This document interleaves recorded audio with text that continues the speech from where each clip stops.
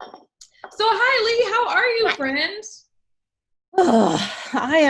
I'm okay. COVID is crazy. And so right now, so I'm a youth pastor at Bryn Mawr Presbyterian Church, if you are tuning in. And In where is I, that? so Bryn Mawr, it is right outside of Philly in Pennsylvania. Super fun. Sarah, we are planning a drive-through confirmation shenanigans, and then it's also going to be like milestones things. So we have like confirmation at 1, and then seniors at 2, and then middle schoolers at 2:30. So it's great. There's just a lot of things, and that's okay. New ways of doing ministry. New Ways of Doing Ministry, starring Leigh DeVries. Oh my gosh. I totally understand because we're doing the same thing at Alamance. And we've had drive-through communion, and we actually planned this really cool Pentecost thing that it was supposed to rain on Sunday when we planned it. So we like pushed it out a week, and now it looks like maybe it'll rain next. Anyway, I don't know, but we're doing the weather is really being not cooperative here in North Carolina. Rude. But we're doing like a bonfire like pilgrimage. So Cool. yeah, like to show people like how the Pentecost spirit is like lighting up their faith. We're like asking folks to drive to different sites where these bonfires will be set up, and then we have questions about their faith development that we're asking them to like engage with in their cars with the folks that they're in their cars with. So Love it. That's incredible. yeah. So I mean, we're like, but that's not anything we would normally do, right? Like, Yeah. so it's I understand, and I'll pray for you. I know that there's I'll take it. a lot on your plate. So Tea with Jess, I could talk to Leigh about many things. Leigh is very smart, and she knows all kinds of things about theology and youth ministry, and she's one of my ride or dies. So you should know that Leigh's one of my people. But I wanted to talk specifically because it's May, and May is Mental Health Month, right? You're aware of this. Yes, Reverend DeVries, way to go. And I've been reading a lot about people who are just struggling with mental health issues during COVID. And Leigh is not only one of my ride or dies, she's also one of my very dear friends who happens to have depression. And so I thought, yeah, right, how fun. How great. Fun for you, sweet girl. So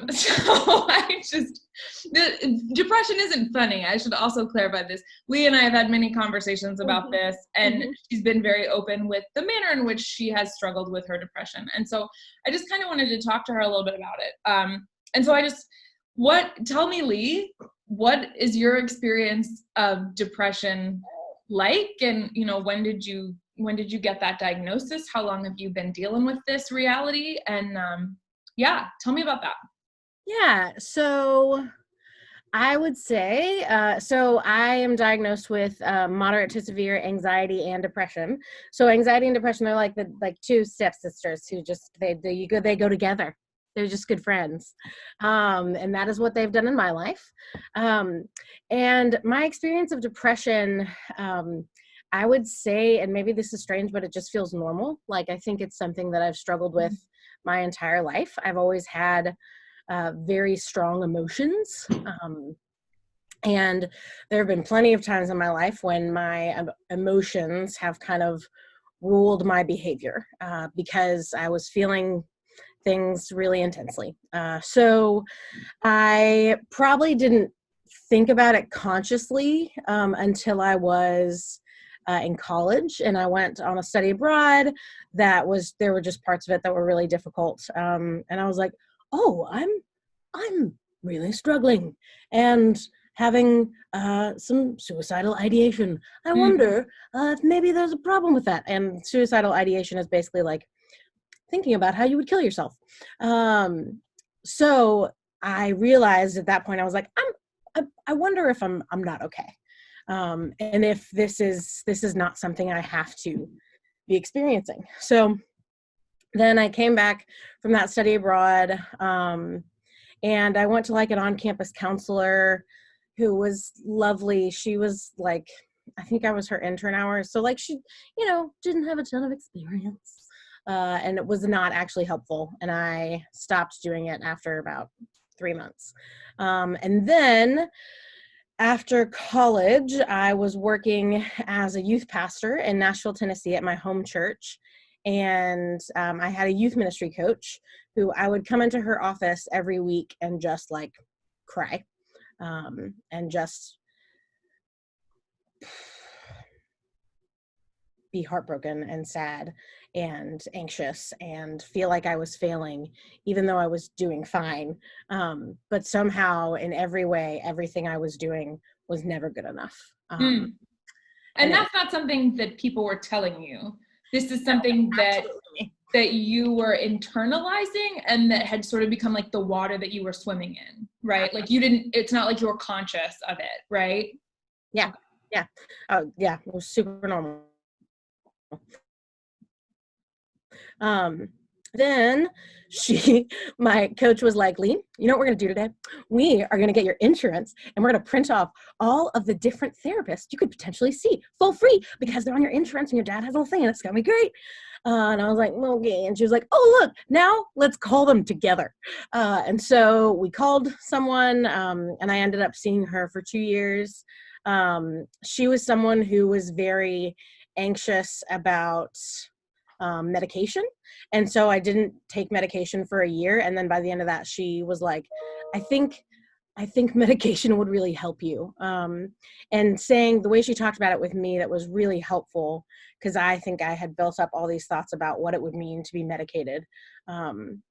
Was that it's a life preserver. It's just a life jacket. It's just keeping my head above water because without it, I'm drowning. Yep.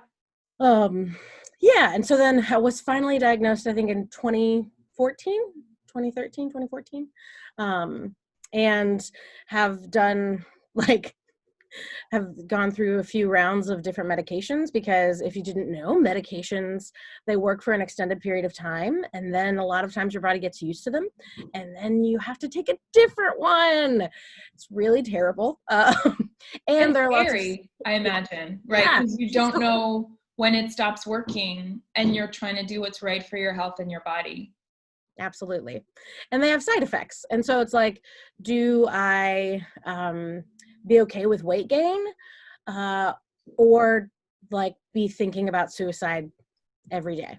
So just to clarify that, you're saying that the medication that you take to keep you healthy makes you gain weight. Yeah. Right. So that I think that's also really important to think about and you and I, Leigh, have talked about this on many occasions, but I just like to say it as often as I can because I think it needs to be heard in our society that sometimes being healthy actually means you gain weight, or being healthy means that you don't take on this healthy body type myth that we've constructed. And so sometimes taking care of your mental health means that, right, your mental health is a part of your physical health. And it's just as important as your nutrition. So yeah. Absolutely. Yeah. So then I think I started when I came to Princeton, which is where Jess and I met, at Princeton Theological Seminary. Which also proves the whole time we've been friends, you've had depression. Yes. Like you can have depression and still have really rich, meaningful, wonderful relationships and make new, meaningful, wonderful relationships. Absolutely. Right? Like I don't know what Leigh looks like not with a depression diagnosis and I don't need to because she's freaking awesome the way that she is. So anyway, continue, Leigh, my dear darling friend. And so when I was at Princeton, I had a psychiatrist who recommended that I do dialectical behavioral therapy, which is a specific kind of counseling that, let's see, how would I say it? It's a specific kind of counseling that instead of trying to get to the root of what the problem is, it's giving you tools to navigate what you're experiencing. So I would have panic attacks and still do sometimes, and like would just kind of freeze up and not know what to do, and they would be terrible. And so what I learned in DBT were some different techniques like splashing water on your face or jumping up and down really quickly for a minute, or different breathing exercises that change what's happening in your brain to reset. So then the panic attack stops. And that was and continues to be like the most helpful thing for me, is those like breathing techniques and the cold. I mean, I used the cold water thing yesterday. It's super, super helpful. So you brought up two things that I just want to talk about a little bit more, because I think they're really helpful. One of them, right, is like a little bit of a myth buster. I think a lot of people who struggle with depression don't take medication because they're scared. And so I was just kind of wondering if there are other things like that, like if there are other, right? And a lot of that has to do with like myth, right? In terms of like, if you take medication, it'll totally change your personality, and like you'll lose the you about you, and all this, right? All this other stuff. And so I wonder if there are any other kind of myths about depression that you could sort of speak to, especially for those of us who don't have depression, right? A lot of people assume very horribly incorrectly that like depression has to do with like your mood. Leigh is one of the most buoyant, jubilant humans I've ever met. It's about chemical imbalances. And like, it's not, right? I can't just say to Leigh, if she's in the middle of an anxiety attack, well, look, it's a beautiful day. Like, why are you like, that's actually really not helpful. And so I'm wondering if there's some other sort of insights like that, Leigh, that you could maybe share with folks that might be watching, and with me, just because I need to learn as much as I can about this too. I think, I was terrified about taking medication. I thought it would change my personality, that I wouldn't be myself anymore. And what one person, was it a counselor? Someone said to me, like, Leigh, if you had cancer and you needed to take the medication, like, I don't, but maybe it's not real. Maybe it's in my head. No, you take it. And the thing is, I would say mental illness is just as real as any other illness. It is just as impactful and life-altering as any other illness. And so because of that, I think the way that we think about medication, it was really helpful to think about like, okay, like it isn't something wrong with like my soul or my personality. Like, no, what the issue is I have a chemical imbalance in my brain that is affecting my life in a negative way. And there are things I can do to help that. And one of them just happens to be medication. That's great and really helpful. I think for people to know, I also feel like a lot of people feel shame around their depression. Is that something you've experienced? Maybe not the shame, but maybe other people who have shame. I just wonder if you could speak to that. Yeah, absolutely. So like Jess said, I'm rather festive. I'm rather buoyant. Festive. No, you have no idea how festive this girl is. I'm so festive. And the thing is, a lot of times depression, it isn't just someone being sad in a room. Like sometimes that happens, and there are definitely people who like can't get out of bed in the morning, and it is really rough. That is not my experience with depression. Mine has been, I use humor, shocker, as a defense mechanism. And the best way for me to navigate my depression around other people is often be like, depression's fine, it's fine, which I've done on this thing. I'm just claiming my self-awareness here. I'm like, yeah, I did that. And that, I don't necessarily think that's here nor there, but it's real that people with depression and anxiety, personalities can look any which way. It's not just the like, you know, sad, starving artist who is writing all the songs and is full of rage. It's not like sad from thank you. It's not sad from Inside Out, right? Like it's exactly. not like right, yeah. Yeah, right. This like or Eeyore. There's you can look like Tigger and be depressed. Absolutely. Right? Yeah. Mm-hmm. And my mom has even so there were times in high school that I thought about suicide. I honestly, the first time I thought about killing myself, I think I was 7. And I didn't know that wasn't normal. Like it wasn't until my mid-20s that I was like, oh, not everybody does that. weird. And my mom, she was like, Leigh, I'm so sorry. I didn't see it. I just feel like I failed you as a mother. And I said to my mom, I was like, absolutely not. Like, Mom, you didn't know it was happening. I didn't know it was happening. You did your absolute best. And I appreciate that you still show up. Like, it just took a long time to figure it out. And it was really difficult and hard. And it still is difficult and hard.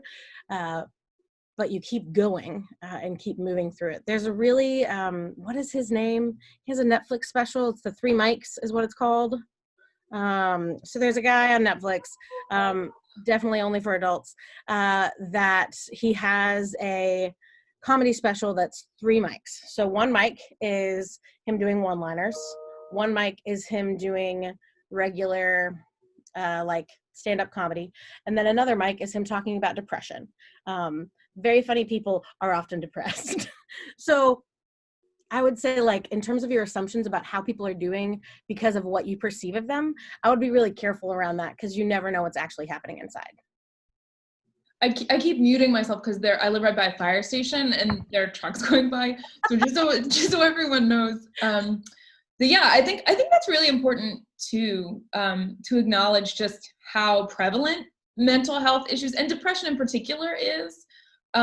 Because if we don't acknowledge, right, that it's normal, then it becomes something that does become like more and more shameful. And then people don't get help. And that's the thing that's really problematic. And I'm so glad that you got help and that you continued to seek help and that you had someone who helped you, right? Who you said, I am struggling with these emotions all the time, every day. And they said, you know what, let's call a counselor together.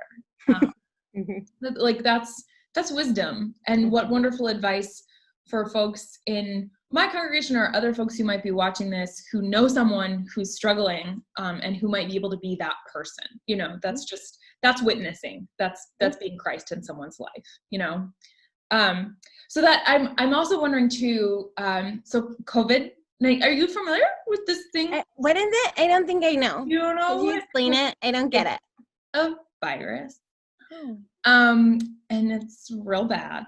Okay. And it's sweeping the world. There's the whole world everywhere. And so I'm wondering if during this like COVID moment, like how is that affecting your depression? Right? In terms of like what, like, is this harder now, Leigh, than it has been to manage like depression and anxiety? I'm curious if you could talk to that a little bit. I would say like yes and no. I have seen some very funny people talking about like that like life, it doesn't actually feel that different to me. Okay. And I think in some ways it is because I felt this level of anxiety all the time. That, like, it was just always there. And so because of that, I am much more, I am accustomed to feeling like this. I'm like, oh yeah, okay. Wow. You just blew my mind. Like, that's amazing and so scary. And what a wonderful way to encourage people to empathize with folks that have anxiety. It's like, we're all anxious right now. This is the norm for a lot of our brothers and sisters and God's children who have this very real issue. Yeah. Wow. Yeah. So like in those ways, it feels kind of like, well, all right, anxiety prepared me to be here. I guess I'll just roll with it. And then in terms of like my depression, which I mean, like they're so intertwined. There are moments where I feel like COVID-19 has exacerbated my anxiety and depression, largely again about like, am I good enough? Am I doing the right thing? Is this what people need? As a pastor, I feel like if there's a time for us to step up, it's right now. We need to step up right now. And so I have put a lot of pressure on myself for being like this magical, amazing, perfect youth pastor that actually doesn't exist. She's just in my brain. And so that has been, I think, an added pressure for me, an added anxiety. And it isn't massively different. I think what is making it not necessarily more difficult. Like the thing is, a lot of the ways that I could fill my cup back up are gone. So I can't hang out with friends. I can't go to a concert, can't go on a date with my partner, at a restaurant or somewhere public. We can still go on dates at home. Those But are very different. like it's different. And I had like 2 trips that I was really excited about. I have 3 different friends from college who are all having babies, and like we planned to have a reunion before then. And it was supposed to be mid-March and it was going to be delightful. And like, I was the first one who said, I can't go. I see people who are vulnerable all the time at work. I cannot be on a plane and go to Denver for this. And it was really hard. And my friends all actually agreed, like by the end, they were like, yeah, we shouldn't do this. But yeah, so that there have been some really, like, I'm mourning a lot of things. And so just new information for you, my grandmother actually died yesterday. So just piling on. And like, I don't get to go to her funeral. And like, that really sucks. I'm gonna Zoom in, and I'm also a singer. And so we're like recording me singing so my mom can like play it for, I don't know how it's gonna work. Not the same. Like, there's so many things with COVID where like these massive rites of passage for my kids, like no graduation, no prom, no senior trips, all these things are gone. And funerals, these memorials of people's lives that where we get closure, they're not there. And so that has felt like really just really heavy. And how do I carry that not only for my people who I work with and who I care for, but like now for myself and for my family. Like, my mom's there, which is awesome, but like, I can't. That sucks. It's really terrible. I don't want you to have to process that in this forum because I love you. And Thank you. Like I don't feel like that feels right for you. Correct. But I also am really grateful that you shared that, because I think some people, and I'm certainly not saying this about my congregation, but I think in general, there's this assumption that pastors aren't people, that we like, why are you laughing? It's weird. How could I be laughing at that? It's right. Weird. And like, and I know that like, right. I am very, very fortunate in this moment that I have not lost anybody I love yet. But that doesn't mean that couldn't happen. And this job is really hard regularly. COVID-19 is making this job excruciating, because not because it's not a gift to get to serve, right? Like, I don't want anyone to like hear that and anything that either of us are saying, because that would be a lie. Like, we both love our jobs and we love the people we do them with, and we love the people we get to work alongside, right, in this calling. But it's so hard to know that people are struggling like that, and to feel like all of the normal things we would do to support them or to encourage our congregations to support them aren't there. It's just difficult. And that doesn't mean that like we don't want people to share them with us, but it does mean like we are also losing family members. We are also on this walk of anxiety and pain, and we're as enmeshed in that as everybody else is. And we're not saying we're not going to have worship because we're lazy and we don't want to go back to work, which again, I don't think anyone in either of our congregations is saying that. But just to clarify, because I think that could be the perception, especially by folks that are outside of the church community, and that's simply not true. So I am kind of devastated to hear about your grandma, Leigh. And we can talk about that more later, so that you don't have to process this here. Yeah. But I'm wondering too, so with all of that going on, and with a lot of that caused by COVID, like not being able to go to funerals, and what are you doing as someone who has depression that's bringing you life and light during this time? Like, how are you, where are you finding joy and where are you finding hope? Absolutely. So I started seeing a spiritual director in the time of COVID. I found a spiritual director. Like this, like Zooming or like Yeah. call? Okay. We're Zooming. And we like both have a candle we light. It's precious. And so like seeing the spiritual director has been like a huge gift. And just having someone who listens and is aware and has training and can be gracious and kind, especially as a pastor, like it has been a huge gift to have her. Been walking my dog a lot. I have a dog named Otis Redding. He's magical. So taking my dog on walks has been awesome. Do you think Otis and Lewis would get along, or do you think Lewis would try to eat Otis? Or Yeah. vice versa? Yes, I think both they would love each other, and it would take a minute. Okay. It would here. I mean, you're welcome, because I definitely, just because everyone should experience how cute my dog is. Look at that little nugget. Look at him. He's amazing. He's really. I like Otis a lot. He's so right. I love Lewis as well. He's magical as well. So yeah, walking love other than his mouth. Making sure I get sunshine, being outside, when I can. And so my partner, we've been gardening, which is amazing. I can take no credit. I just do what she tells me. But so gardening, and then of course she found a hammock on Facebook Marketplace, and we've set up a hammock where I just sit outside and read. I'm not reading anything new, which I've had moments of feeling guilty about. And then I remembered, like, no, it's okay that you're not. I'm just reading like fiction that is fun, and I know everything ends well, and it makes me happy because I know right now I don't necessarily have the energy to like delve into the next deep theological stuff, and that is a privilege that I don't have to do that right now. It's absolutely a privilege, because I know for many people that isn't true.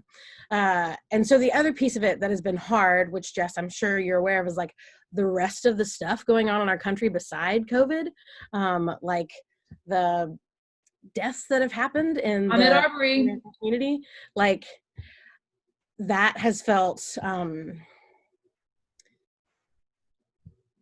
I don't have the right words. And it is a huge revelation, though it shouldn't be, like, but maybe it's a magnifying glass of like what is wrong, and figuring out what that means and what I can do, not only to be not racist, but to be anti-racist, and to be like, yes, an ally, but also like, what's the word?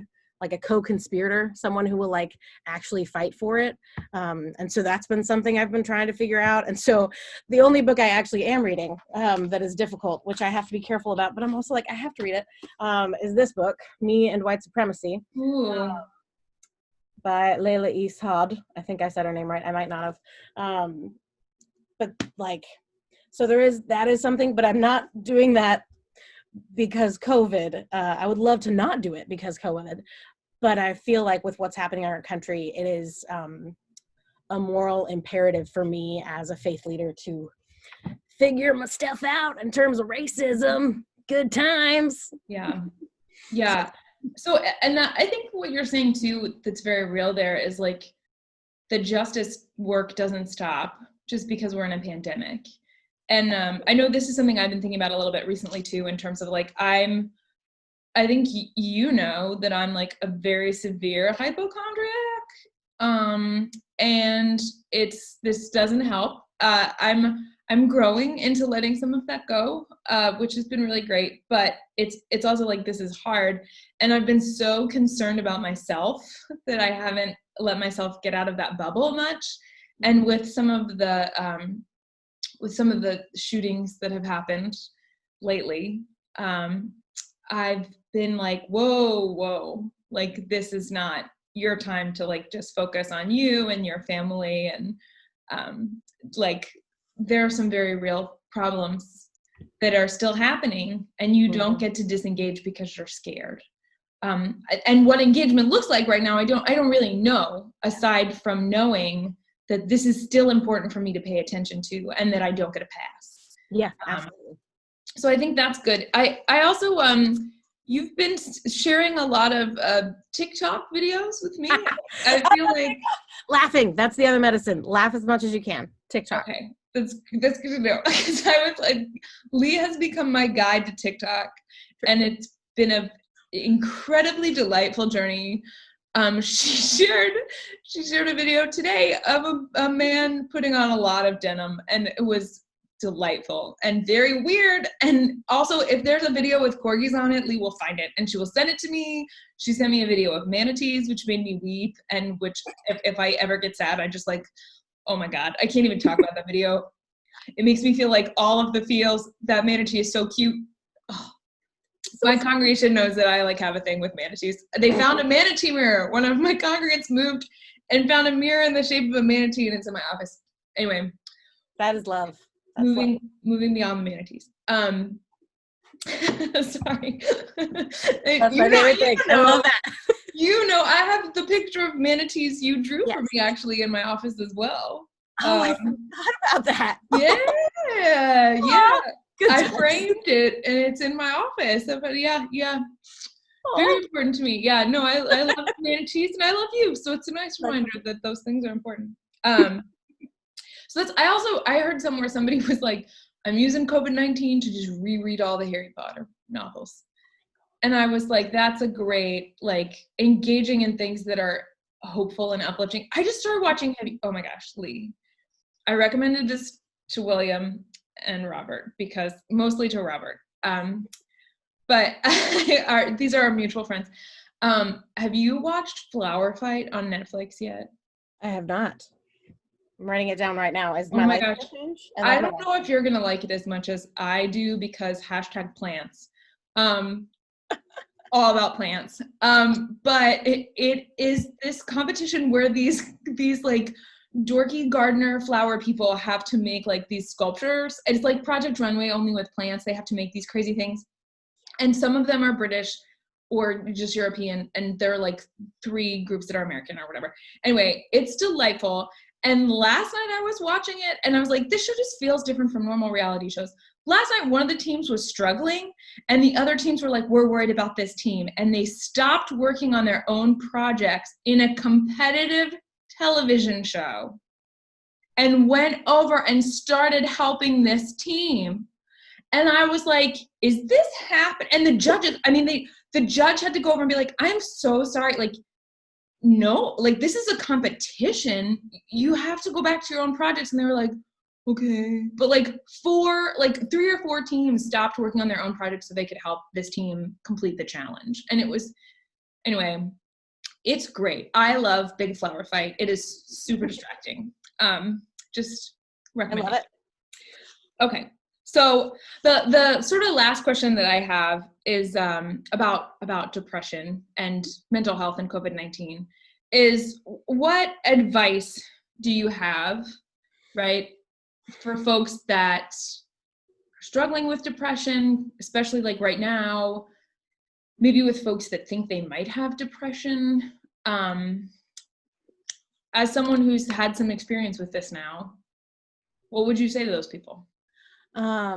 I would say counseling is never a bad decision. Find someone who you click with and who it feels good with. It's the chemistry between counselor and counselee, whatever, client is important. But like, that's not going to hurt anything. And they have trained and studied and know what they're talking about and know what they're doing. And talk to them about your questions. Talk to them about how you're feeling and what is the impetus for those feelings, what instigates those things, in terms of, if you're wondering out if you are struggling with depression, because if you are, it's really wonderful people have struggled with anxiety and depression, really incredible, wonderful, fabulous humans, and you can be one of those. Mm-hmm. The other thing, for people who are struggling right now, with depression and or just struggling, I just showing you all the things. I wrote down this lovely thing and put it on my computer. It says, I'm doing the best I can, and this is temporary. A big piece of depression for me is forgetting that feelings actually are not permanent. It is, I won't always feel whatever it is that I'm feeling that's so difficult. It is absolutely temporary. And so in terms of suicide, that's a permanent solution to a temporary problem. And so remembering that, like, this is temporary. It will get better, and it can get better. And it doesn't mean it's going to be better tomorrow, but it is temporary, and things move and change. And then the last piece is, like, just be kind to yourself. Like, be as gracious and as kind with yourself as you can, remembering that you are absolutely a reflection of God. That even in the midst of your depression and anxiety, that you are still a reflection of who God is, and that God is absolutely with you in those really, really difficult emotions. I think that in many ways, my faith would not be what it is now without my depression, because it's made me really think about things that are difficult and that are challenging. And not that it, like, it's worth it. No. But that it has been in some ways really helpful for me and made me who I am. So it's complicated and it's messy, and you're doing great. You're doing great. That's the biggest thing. And Jess knows I say this to her all the time. You're doing everything right. I'm so glad you're going to say it. I was going to say it to you. I was at the end, because when you're like, oh, I'm struggling with my ministry, I was like, everything you're doing is right. Everything you're doing is right. You are doing the best you can. I believe that everyone, even when they're terrible, is doing the best they can. Everything you're doing is right. And the thing that Jess said to me in seminary that changed my life, I think you said sometime like, God put us together for this reason.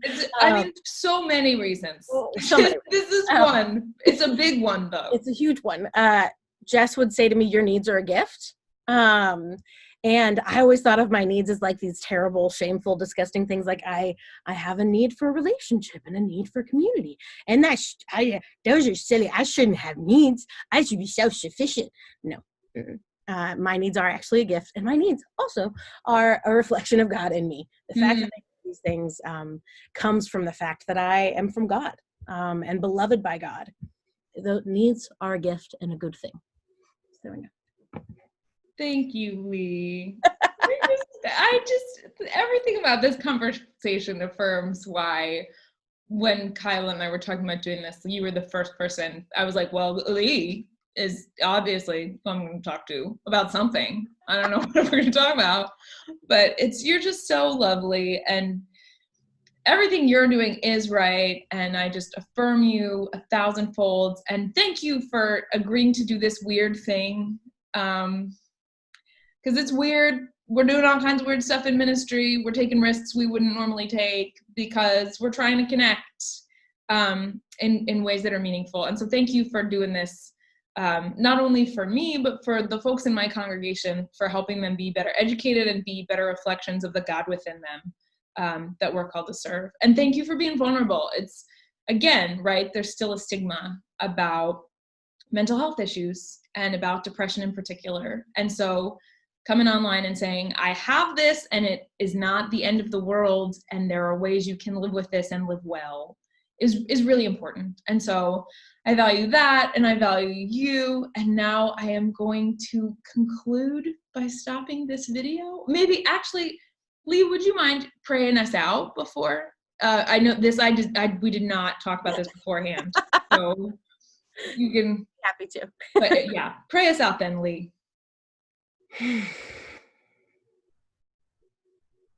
Creator God, you are with us, even in times and in spaces that are terrifying and difficult, when we question everything. God, you are there and you are with us, and your love never fails. God, give us wisdom and strength and understanding as we navigate this mad time.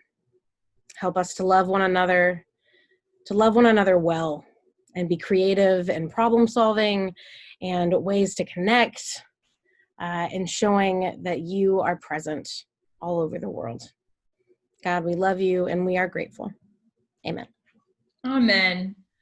Thanks, Leigh. I love you. I love you too. This was so good. I'll see you later, friend. Okay, bye. Bye.